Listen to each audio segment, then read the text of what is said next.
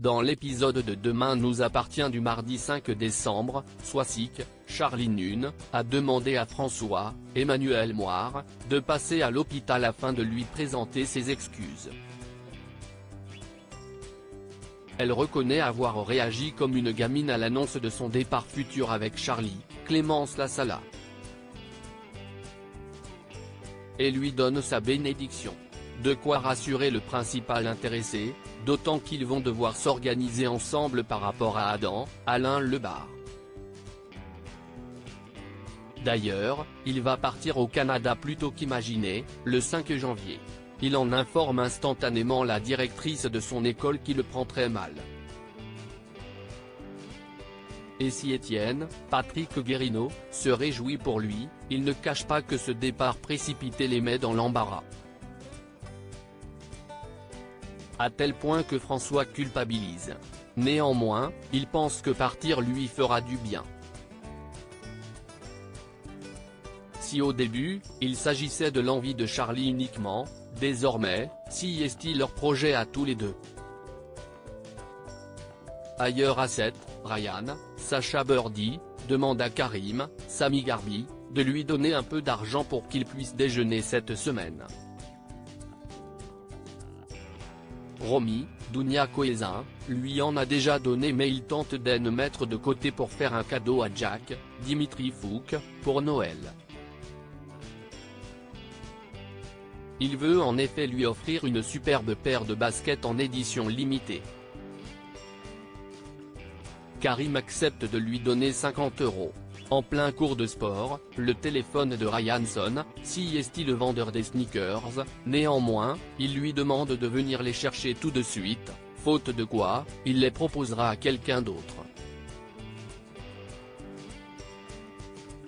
Ryan prétexte un mal de ventre pour s'éclipser.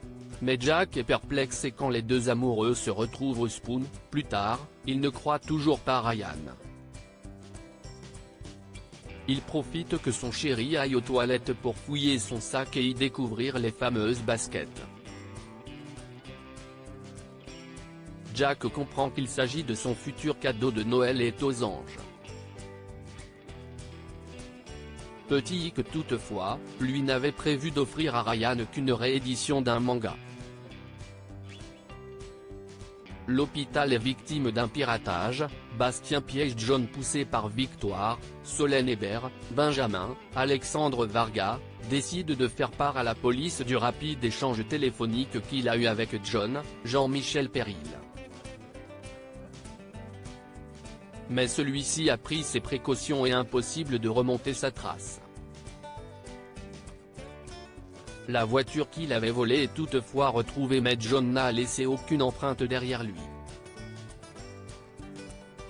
Mais persuadé qu'il ne restera pas longtemps sans nouvelles de son fils malade, Aurore, Julie Desbazac, veut convaincre Bastien, Nicolas Jaquens, de les aider. Quand elle arrive à l'hôpital, l'adolescent vient de comprendre que son père est compatible pour sa greffe de moelle osseuse et s'inquiète qu'il ne revienne pas. Benjamin lui assure du contraire et lui précise également avoir lancé une recherche nationale de donneurs.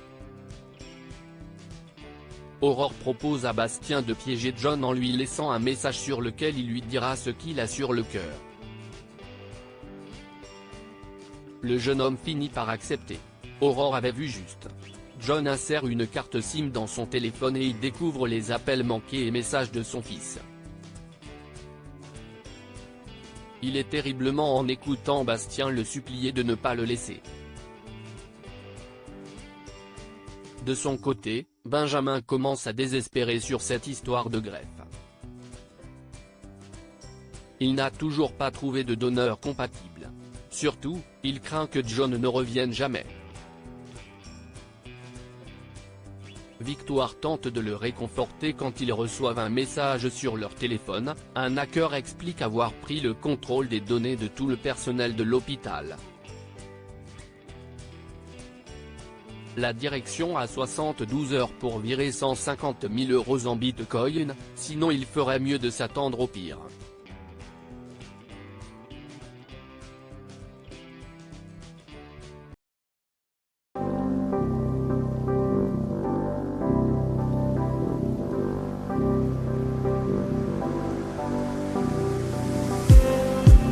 just need